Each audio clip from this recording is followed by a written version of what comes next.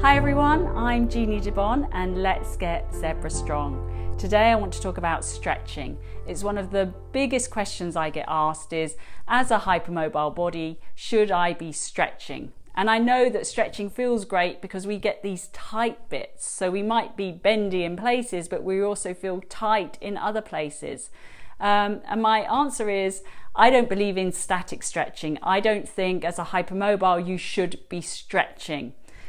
I think that we're stiff for a reason. So those very, very tight bits are doing their absolute best to stabilize you for the other bendy bits. So for example, my hips are my tightest bit. My hamstrings are really, really tight. Pretty much everything else is quite mobile.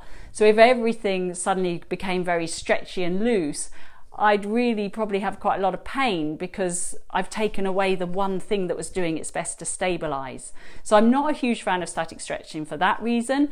The other reason is there's no evidence that it actually works, because when you try and stretch the tissue, it will just ping back to its original state. So if it's used to being tight, no amount of stretching and stretching and stretching is going to change that. You have to look at the whole integrated structure. And the other thing we have to be aware of, especially with hypermobility, is that a joint will stretch before the tight muscle. So if you're stretching and stretching, say you've got tight shoulders and you're doing some sort of shoulder stretch, the joint itself is going to stretch way before you even get to the muscle. So you're actually going to make that joint more unstable, which is the last thing you want to do. But there is good news. I am a fan of dynamic stretching.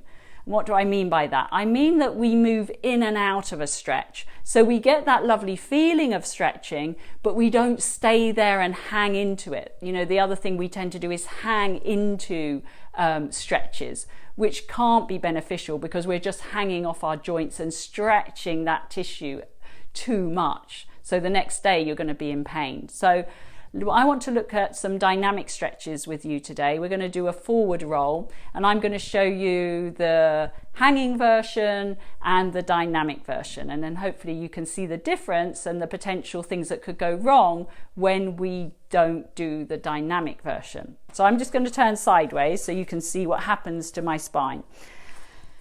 Okay, so you can always do this against a wall as well. So if you have any concerns about a forward roll, you can start off doing this with your pelvis against the wall and your feet, about 10 centimeters or so away from the wall would work. So as long as it feels comfortable. Okay, so we're going to stand up nice and tall, really find your feet. Now I'm going to do the hanging version first, okay? So this is typically what I might see when I ask someone to do a forward roll who has hypermobility. So we kind of collapse in, we come all the way down and we kind of flop here. And yeah, I'm getting a nice stretch here, but is that going to do me any good? I'm just sort of hanging off those hamstrings. And then I'll just pull myself back up and kind of push myself forward on my hips. So again, I'm not really learning any element of control because I can just fall into it with gravity, hang out, feels good at the time, and then I'll just pull up. And how am I pulling up? I'm really just sort of pushing my hips forward. So not an integrated movement at all, and not really great for this area for me. But could I make that a beneficial exercise? Yes, I could, by changing my approach. So rather than just going for this static hanging posture, I'm going to make it dynamic. Okay, so let's see if you can notice the difference with what happens on this second version. So we're going to nod the head. I'm going to start to roll down slowly. So I'm controlling it. Now my back of my body is eccentrically controlling the speed at which I go down. Now I'm feeling that lift, so my legs are lifting me up and over. So I haven't gone nearly as far as I did before. So I could take a breath here, make sure my knees are soft, see if I could go a little bit further, but still I'm working my legs.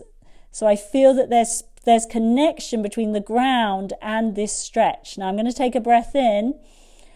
To get back up, I'm going to stand into my legs. So my whole body is lifting me back up. There's no thrusting of the pelvis forward, and I slowly unravel the whole body until my head comes up. So let's do that again. So I get the same experience. The whole back line is getting a lovely stretch, much healthier than attacking one muscle group of your hamstrings. I want a uniform stretch through the whole body, not just attacking one little group. So here we go. Take a breath in, soften the knees, nod the head, slowly articulate down. Really feel the control that you're having to resist gravity as you come down. Feet are working into the floor. Take a breath in. Soften the knees, stand into the feet. The hamstrings are engaging to lift you back up, articulating through the spine until your head comes back up. Okay, and just to remind you of the other one, it was something like this. Hopefully you can see the difference between the two, and I've definitely hyperextended my knees, so it doesn't feel very nice. And then just pulling myself back up. And that one makes you dizzy as well, so it's not great. So hopefully that showed you a little bit. So dynamic stretching, moving in and out of stretches, no holding, no hanging, much healthier for our joints and our tissue. And it will get rid of those tight bits because you're gently mobilizing things, inviting things to move rather than forcing it into this stretch. So thank you for watching. Leave me any comments, any questions, and I'll see you next time. So until then, stay zebra strong.